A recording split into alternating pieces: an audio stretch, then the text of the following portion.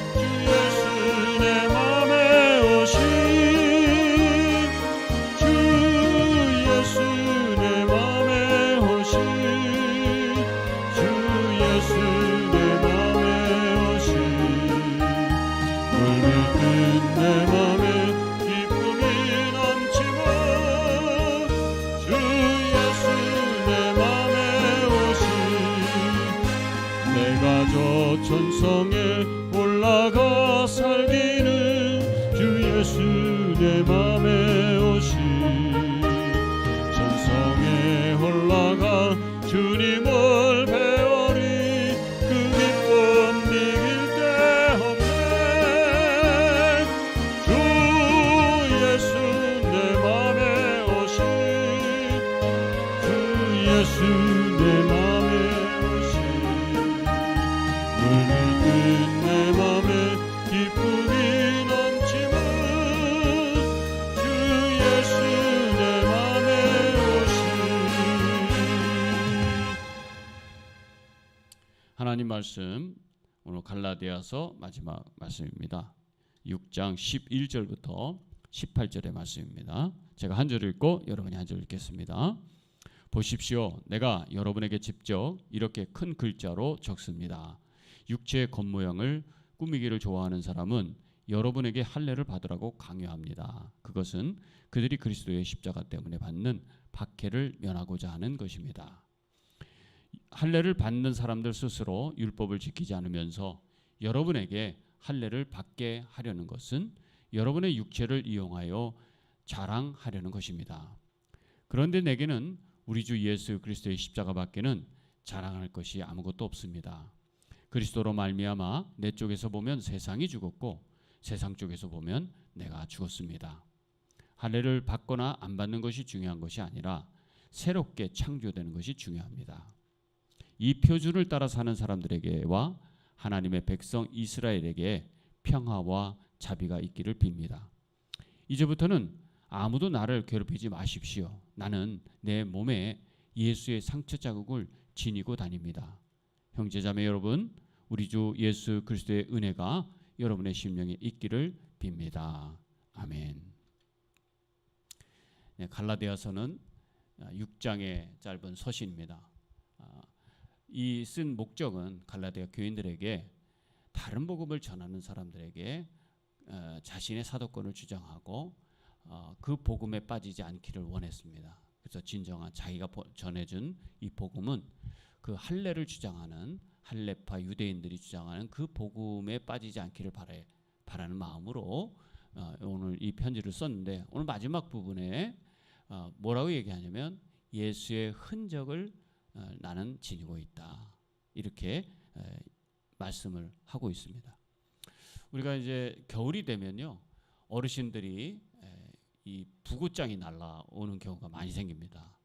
급격한 그런 날씨의 변화가 아마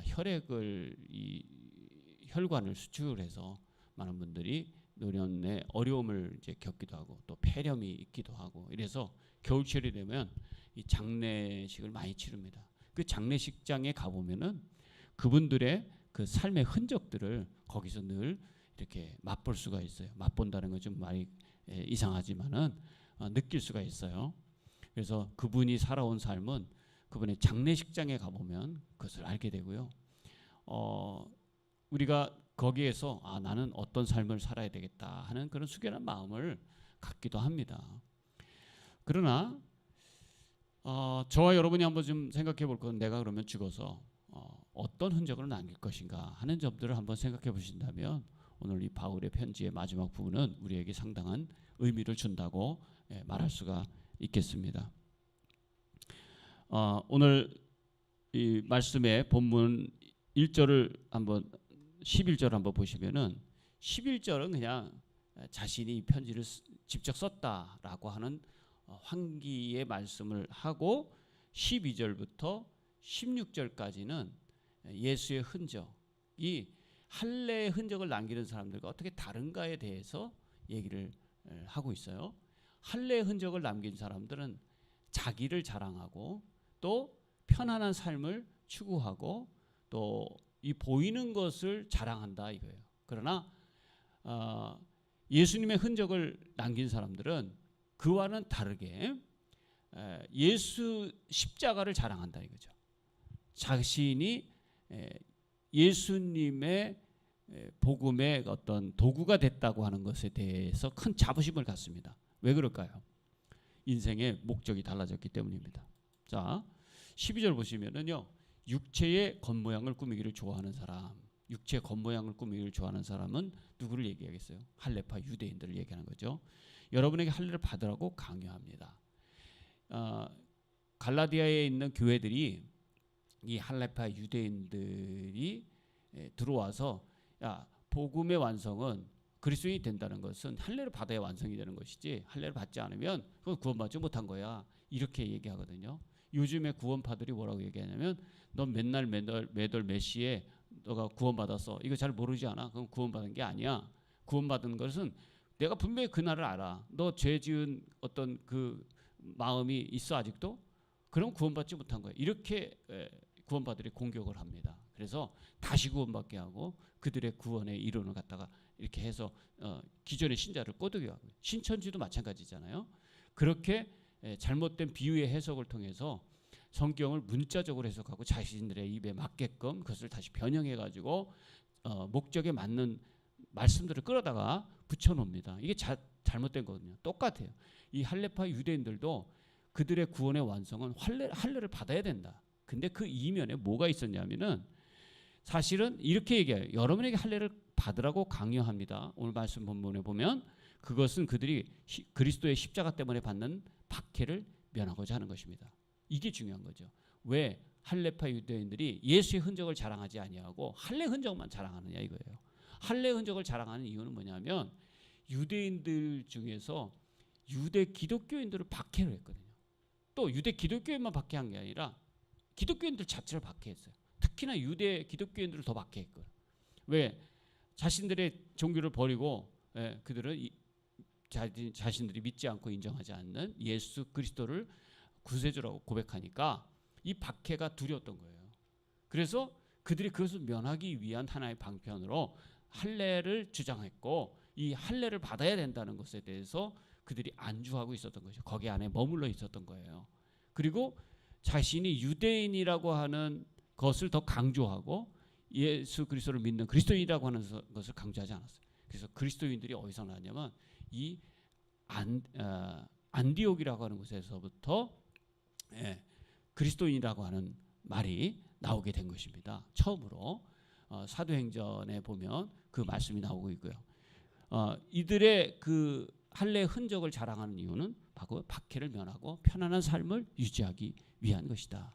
저는 오늘 이 성경 말씀을 읽으면서 이런 생각이 들었어요. 야, 지금은 그러면 어떤 것이 우리를 안주하게 하고 복음의 담대한 마음을 어떤 것들이 우리의 마음을 가다둘까요? 여러 가지가 있겠다고 생각을 했어요. 바울이 이 편지를 쓰는 당시에 유대인들에 대해서 이 박해를 두려워했던 이 할례파 유대인들은 자신의 그 박해 맞는 용기가 없었던 거예요. 나는 그래도 하나님을 믿는 사람이야. 예수 그리스도를 믿는 그리스도인이냐라고 고백하지 않고 그냥 할례에 안주하고 있었던 것이죠. 예수를 믿기는 믿되 당당하게 주장하지를 못하고 있었던 것입니다. 할례를 왜 주장하지 않아? 이것은 큰 박해의 원인이 되다 보니까 이것에 대해서 담대하게 말할 수 없는 거예요. 오늘 그리스도인들이 막 코로나 때문에 교회 다니는 거 당신 못 다닌다. 거기 다녀서 바이러스 받아오면 당신의 구상권 청구하겠다. 회사에 책임을 묻겠다. 이러니까 우리 청년들이나 이런 사람들이 교회를 안 나오는 거예요. 못 나가는 거예요. 왜? 교회는 안 나가도 먹고 사는데 지장은 없는데 회사는 안 나가는데 먹고 사는데 지장이 많잖아요. 이 사람들이 똑같은 사람들이거든요. 이 할례파 유대인들이 똑같이 할례를 주장하는 이유는 바로 거기에 있어 그것을 면피하기 위한 수단으로 사용했던 것입니다. 여러분 이것이 똑같이 이게 해당되는 것은 아니겠죠. 물론 이해는 갑니다만은 우리 삶에서 그럼에도 불구하고 예배는 온전히 드려야 된다. 그러면 회사는 안 나가도 온라인으로 예배를 드릴 수 있지 않겠어요? 다양한 방법으로 예배를 드리고 꼭 교회를 나와라 이게 아니에요. 그럼에도 불구하고 가정에서 유튜브를 통해서 예배를 드리고 거기에 말씀의 은혜를 받기 위해서 사모하는 마음이 있느냐 이거죠. 그런 것들이 중요하다는 거죠. 그리고 이 갈라디아 교회들이 이로 인해서 할례를 주장하는 사람과 할례를 주장하지 않는 이방 기독교인들 간에 이 갈등이 심해요. 이 사람들 서로 교제하는 것도 싫어하다 보니까 이게 너무나 사이가 벌어져 있었어요. 이런 것들을 하나가 되기 위해서 바울이 굉장히 힘썼던 것이고 교회를 분리시키는 것은 사탄이 하는 일인 것입니다. 자, 13절을 한번 잠깐 보면은요. 육체를 일용해 가지고 자기를 자랑한다고 하잖아요. 이게 할례파 유대인들의 흔적이에요. 자기를 자랑하는, 자기를 드러내는 거.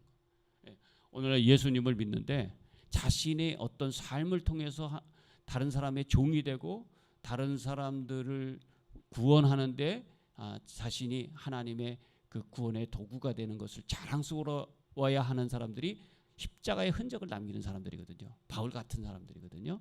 그런데 이 할례의 흔적을 자랑하는 사람들은 자기를 자랑하는 거예요. 자기를 자랑하는. 우리 그 안타까운 모습들을 가만히 보면은 자신의 삶을 자랑하기보다는 자신이 다니는 교회의 사이즈, 자신이 다니는 교회의 규모, 자기는 명품의 교회에 다닌다 이거죠. 그러나 삶을 보면 아무런 명품을 찾아볼 수 없는 그런 사람들이 너무 많아요. 정말 하나님 보시기에 정말 큰 교회를 비난하고자 하는 게 아니라 우리의 신앙이 우리의 삶에서 드러나고 예수님의 그 사랑이 내 삶에서 녹아들고 다른 사람의 섬김의 본을 보이는 그런 삶이 정말 명품의 신앙이 아니겠습니까? 그런데 겉에 보이는 숫자적인 것, 물량적인 것 이런 것에 빠져 있고 자랑한다면 그것은 할례의 흔적입니다. 할례의 흔적은 구원에 이르지 못하게 해요. 하나를 지킨다 그러면 그럼 모든 조항을 다 율법을 지켜야 되는 것이죠. 그래서 우리의 신앙은 예수 그리스도가 내 안에 머물러서 그분의 뜻에 온전히 순종하며 사느냐에 달린 것이지, 그것이 예수의 흔적이지 예수의 흔적이 어떤 건물이라든가 어떤 숫자라든가 이런 것에 달려있는 거 아니죠. 사람이 어떤 사람이 좋은 사람이고 영향력이 있는 사람이냐 하는 것은 세상을 어떻게 본보기로 잘 내가 삶을 잘 살아가느냐에 달린 것 아니겠습니까? 그 사람이 어떤 차를 타느냐, 몇 평의 아파트에 사느냐, 연봉이 얼마냐, 이것도 물론 중요하지만 그것이 그 사람을 평가하는 절대 기준이 되어서는 안 될 것입니다. 아무리 돈이 많고 아무리 좋은 차를 타고 아무리 연봉이 높다 할지라도 다른 사람을 위해서 하나도 자기의 것을 내놓지 않는다면 어떻게 그 사람이 좋은 사람이라고 말할 수 있겠어요? 그러나 아무것도 없어도 어떻게든 다른 사람들에게 자신의 삶에 도움이, 다른 사람들에게 종이 되려고 하고 섬기려고 하고 작은 것이라도 나눠 쓰려고 하고 김치를 담궈서라도 다른 사람들을 전도하려고 그렇게 담가주고, 이것이 예수의 흔적이 아니겠어요? 네. 그런 것이 오늘 우리에게 바울이 말해주는 그런 교훈이라고 말할 수 있습니다. 그래서 14절에 보면 바울은 나는 십자가밖에는 자랑할 것이 없다. 예수 그리스도의 십자가밖에는 자랑할 것이 없다. 이렇게 말씀하고 있어요. 그러면서 뭐라고 얘기하냐면 내 쪽에서 보면 세상이 죽었고 세상 쪽에서 보면 내가 죽었다. 이것은 세상에 대한 보이는 것에 대한 자랑, 그리고 출세, 권리, 뭐 어떤 돈 이런 것들에 대해서 나는 이미 다 내려놨습니다. 그렇게 얘기하는 거죠. 그리고 세상 쪽에서 보면 또 나는 그런 것들이 아무것도 아니니까 인정받지 못하는 삶을 사는데 나는 상관없습니다. I don't care. 그런 것들은 나의 문제에 심각한 것은 아닙니다. 내가 삶에서 중요한 건 뭐냐면 바로 어떻게 영혼을 구원할 것인가, 어떻게 이 세상을 구원할 것인가, 거기에 달인 것이라고 말하고 있는 거죠. 할례를 받거나 안 받는 것이 중요한 것이 아니라 새롭게 창조되는 것이 중요하다. 그래서 우리가 거듭나는 하나님의 자녀가 되는 것, 이게 중요하다는 거죠. 재창조되는 거죠. 우리가 예수님을 믿고 새로운 사람이 되고 새로운 피조물이 되는 것이죠. 이전의 모든 삶은 다 지나가고 주님 안에서 하나님의 자녀가 됐다 하는 것, 이것이 중요하다고 말씀하고 있는 거죠. 그래서 이 표준을 따라 사는 사람들에게와 하나님의 백성 이스라엘에게 평화와 자비가 있기를 빕니다. 마지막에 인사를 하고요. 그 다음에 이제는 나에 대해서 실망하거나 나에 대해서 사도권에 대해서 뭐라고 얘기하거나 복음에 대해서 가타부타 얘기를 이제는 종료하고 여러분 안에서 하나가 됐으면 좋겠다 하는 그런 말로 17절 18절을 이제 쓰고 있어요. 이제부터 아무도 나를 괴롭히지 마십시오. 내 몸에 예수의 상처 자국을 지니고 다닙니다. 예수님 때문에 고난받았던 여러 가지 그런 몸들, 그 자기는 안에 예수님을 품고 삽니다. 이것만 자랑하는 거잖아요. 얼마나 멋있습니까? 저와 여러분들도 정말 이 세상의 모든 욕심을 다 버리고 하늘나라에 대한 의에 대한 그런 소망을 가지고서 예수님이 내 안에 머물잖아요. 성령님이. 그 성령님에 따라서 우리가 살아가는 그런 예수님의 흔적, 사랑의 흔적, 평화의 흔적, 오래 참음의 흔적, 그다음에 용서하는 그런 삶의 흔적, 섬기는 흔적, 이런 흔적들을 남기면 좋겠다라는 생각이 간절합니다. 그래서 오늘까지 바울을 통해서 정말 그리스도인이 어떻게 살아가야 되는지, 바울은 자신의 사도권을 변호하면서 정말 진정한 복음이 무엇인가를 그들에게 이야기하고, 그리고 이 예수의 흔적을 품고 사는 사람은 종노릇하는 사람이고, 정말 죄에서 자유함을 얻었지만 그러나 다른 사람에게는 사랑의 종노릇하는 사람이다, 이렇게 얘기하면서 이웃과의 관계, 하나님과의 관계로 잘 마무리를 하고 있습니다. 여기 이 갈라디아서를 통해서 저도 많이 배웠고요. 여러분들 처음부터 끝까지 잘 보셨다면 이 갈라디아를 통해서 오늘 이 세상에 우리에게 어떻게 예수님의 흔적을 남기고 살아가야 될까 하는 그런 소망들을 다시 한번 갖게 만드는 것 같습니다. 저와 여러분이 그런 예수의 흔적을 남기는 그런 멋진 그리스도인들이 되기를 바랍니다. 오늘까지는 갈라디아서를 보았고요. 내일서부터는 이제 출애굽기가 시작이 되는데 출애굽기 15장부터 40장까지 이어집니다. 이 출애굽기에 보면은 이제 출애굽의 여정이 지나가고 15장부터 시내산의 여정이 이제 시작이 되는데 이 시내산의 여정에서 모세가 율법을 받아요.